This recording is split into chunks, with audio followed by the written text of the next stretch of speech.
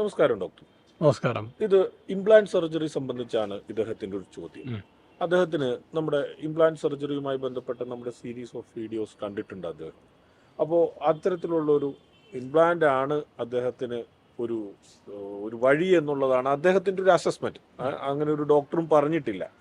പക്ഷേ ആൾ fitness ഫ്രീക്കാണ്.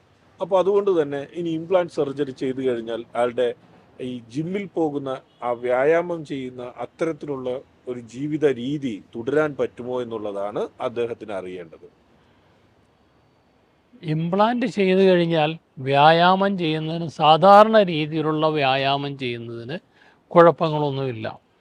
Usually implant കഴിഞ്ഞാൽ ആദ്യത്തെ കുറച്ച് നാളത്തേക്ക് പ്രത്യേകിച്ചൊരു 3 മാസം കഠിനമായ വ്യായാമങ്ങളെല്ലാം ഒഴിവാക്കുന്നത് തന്നെയാണ് ഉത്തമം. ചില ഡോക്ടേഴ്സൊക്കെ പറയുന്ന ഒപ്പീനിയൻ ആദ്യത്തെ കുറച്ച് ദിവസം ഒരാഴ്ചയോ 2 ആഴ്ചയോ വ്യായാമം ഒഴിവാക്കാം എന്നൊക്കെയാണ്. സാധാരണ നമ്മളുടെ പേഷ്യൻസിനോട് നമ്മൾ പറഞ്ഞു കൊടുക്കാറുള്ളത്, പ്രത്യേകിച്ച് ഇംപ്ലാന്റ് ഓപ്പറേഷൻ ചെയ്യുന്ന ആൾക്കാരെന്ന് പറയുന്നത് ഒരു എൽഡർലി ഏജ് ഗ്രൂപ്പ് ആൾക്കാരാണ്, ചെറുപ്പക്കാരല്ല. പിന്നെ പലർക്കും ഷുഗർ അല്ലെ ഡയബറ്റിക്സ് തുടങ്ങിയ പല രോഗങ്ങളും ഉള്ളവരാണ്. ഇപ്പോൾ ഏജ് അഡ്വാൻസ് ചെയ്യുന്നതനുസരിച്ചിട്ട് ആ ഹീലിംഗ് പ്രോസസ്സിന് കുറച്ച് ടൈം എടുക്കും. ഷുഗർ ഉള്ളവരാണെങ്കിൽ ആ വൂണ്ട് ഹീൽ ചെയ്യാൻ കൂടുതൽ സമയം എടുത്തേക്കാം. അതുകൊണ്ട് തന്നെ ആ വൂണ്ടൊക്കെ ഹീൽ ചെയ്ത് പെർഫെക്റ്റ്ലി നോർമലായി എത്താനുള്ള ഒരു ടൈമാണ് നമ്മൾ ഈ 3 മാസത്തേക്ക് പറയുന്നത്.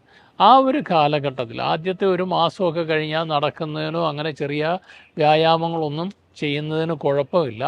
പക്ഷേ ഒരു സൈക്ലിങ് പോലുള്ള വ്യായാമങ്ങൾ ഒക്കെ ഒഴിവാക്കുന്നതാണ് നല്ലത്. ശരിക്കും ഒരു 25 കിലോയിൽ കൂടുതൽ ഭാരമെടുത്ത് വെക്കുക, അമിത ഭാരമെടുത്ത് വെക്കുമ്പോഴും നമ്മൾ ആ ഒരു ഭാഗങ്ങളിലേക്കൊക്കെ കൂടുതൽ പ്രഷർ വരുന്നുണ്ട്. അടിവയറ്റിലേക്കുമൊക്കെ പ്രഷർ ഒത്തിരി അപ്ലൈ ചെയ്യും. ബലമായിട്ട് ഇങ്ങനെ ഒരു വസ്തുവിനെ പൊക്കുമ്പോൾ നമ്മൾ മസിൽ പിടിച്ചിട്ട് ബലപ്രയോഗം നടത്തുന്നുണ്ട്. അങ്ങനെയൊക്കെ ചെയ്യുമ്പോൾ അത് ഇംപ്ലാന്റിനെ ചിലപ്പോൾ അഫക്റ്റ് ചെയ്തേക്കാം.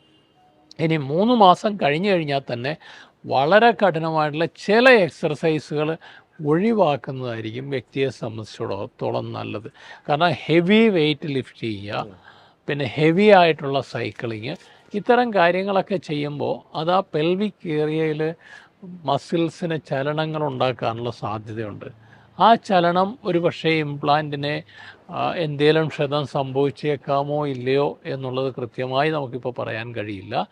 അതിനെപ്പറ്റി കൃത്യമായ പഠനങ്ങൾ നടന്നിരിക്കുന്നതും കുറവാണ് ഈ ഒരു ഏരിയയിൽ. പക്ഷേ ഒരു വ്യക്തിയുടെ സുരക്ഷിതത്വം എന്ന നിലയിൽ അത് സൂക്ഷിക്കുന്നത് തന്നെയാണ് നല്ലത്. ഇപ്പോൾ ഒരാളുടെ കാലൊടിഞ്ഞു, കാലിൽ ഒരു സ്റ്റീൽ റോഡ് വെച്ചു, എല്ലാം ചെയ്യാം എന്ന് പറയാമെങ്കിലും അതുകൊണ്ട് ചെയ്യാവുന്ന കാര്യങ്ങൾക്ക് ഒരു ചെറിയ റെസ്ട്രിക്ഷൻ സ്വന്തമായിട്ട് ഏർപ്പെടുത്തുന്നത് തന്നെയാണ് നല്ലത്. സാധാരണ നിത്യജീവിതത്തിലുള്ള കാര്യങ്ങളൊക്കെ ചെയ്യാം, അതിനൊന്നും വലിയ പ്രശ്നങ്ങൾ ഉണ്ടാവാറില്ല. അതിനും അപ്പുറത്തേക്ക് വളരെ ഹെവി ആയിട്ടുള്ള വ്യായാമ മുറകൾ ചെയ്യുന്നത് എല്ലാ വ്യായാമവും അല്ല, ചില വ്യായാമങ്ങൾ ചിലപ്പോൾ ബാധിച്ചേക്കാം. അത് ഇംപ്ലാന്റ് ചെയ്ത ഡോക്ടറുമായിട്ട് സംസാരിക്കേണ്ടതാണ്. എങ്ങനെയുള്ള വ്യായാമമാണ് ചെയ്യുന്നത്, പെനീസിനെയും പെൽവിക് ഏരിയാസിനെയും ഇൻഫ്ലുവൻസ് ചെയ്യുന്ന ഏതെങ്കിലും വ്യായാമം ചെയ്യുന്നുണ്ടോ ഇല്ലയോ എന്നുള്ളതൊക്കെ മനസ്സിലാക്കിയിട്ട് വേണം ഒരു തീരുമാനം എടുക്കാനായിട്ട്. ഓക്കെ. അപ്പോൾ ഒരു ഫിറ്റ്നസ് ഫ്രീക്കായ ഒരാൾക്ക് ഇംപ്ലാന്റ് ചെയ്യുന്നതിന് തടസ്സമൊന്നുമില്ല. പക്ഷേ അദ്ദേഹത്തിന് ഈ കഠിനമായ വ്യായാമം, അതായത് ഈ വെയിറ്റ് ലിഫ്റ്റിംഗ് പോലുള്ള വ്യായാമങ്ങൾ ചിലപ്പോൾ ഹെവി വെയിറ്റ് ലിഫ്റ്റ് ചെയ്യുന്നതൊക്കെ ചിലപ്പോൾ ഒഴിവാക്കേണ്ടതായിട്ട് വന്നേക്കാം.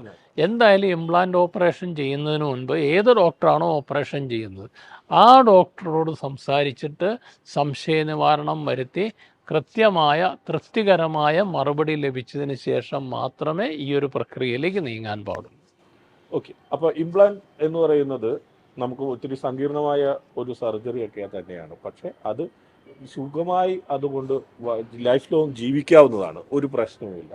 അപ്പോൾ ചില കാര്യങ്ങളിൽ ചില നിയന്ത്രണങ്ങൾ, ചില അഡ്ജസ്റ്റ്മെൻറ്റുകളൊക്കെ വരുത്തി കഴിഞ്ഞാൽ ഇത്തരത്തിലുള്ള എല്ലാവർക്കും സുഖകരമായ ലൈംഗിക ജീവിതവും സുഖകരമായ ആരോഗ്യകരമായ ജീവിതവും നയിക്കാവുന്നതാണ്. മറ്റൊരു വിഷയവുമായി അടുത്ത എപ്പിസോഡിൽ കാണാം. നന്ദി, നമസ്കാരം.